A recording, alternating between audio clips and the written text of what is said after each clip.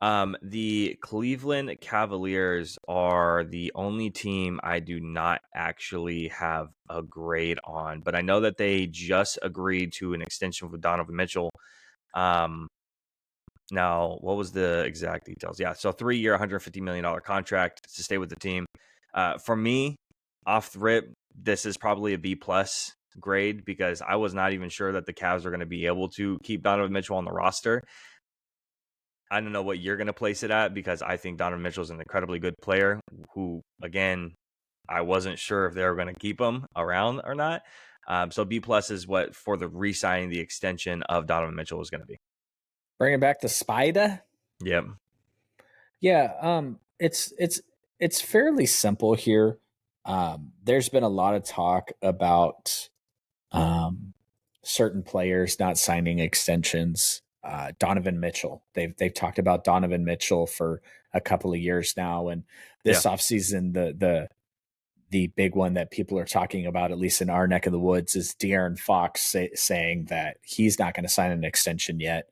What people need to understand with these extension eligible players is if you make an all NBA team, it opens up what's called the super max, right?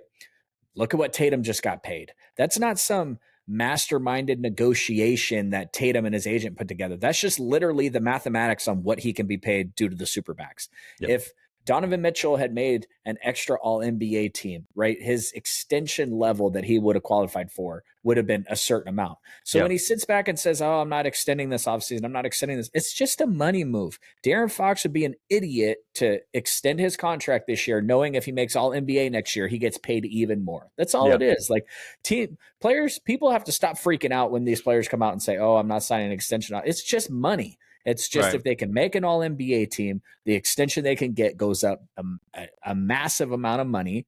And that's where we're at. Yeah. So Donovan Mitchell signs, he comes back to Cleveland. You know, they were in the mix last year. Obviously, this is their only move, so I'm not exactly sure what it does, you know, with them running it back with other teams in the East getting better. But Yep. every team has a path, and extending a superstar that's on your team is a good part of that path. So, Yep. I mean, a lot of the teams in the East are either getting exponentially better or they're bringing back a couple of the key pieces to make sure that they can run it back again. You know, I don't like. I don't. I'm not going to hijack this by talking about the Orlando Magic, but when you have a young team and the team gets better and then you add a piece like KCP and then you extend an Isaac, that's a young team that's growing together. They added a very talented player this offseason, and now they're moving forward. Obviously, it remains to be seen what the Cavaliers are going to do elsewhere, but there's still a couple free agents out there that can help a team like the Cavaliers.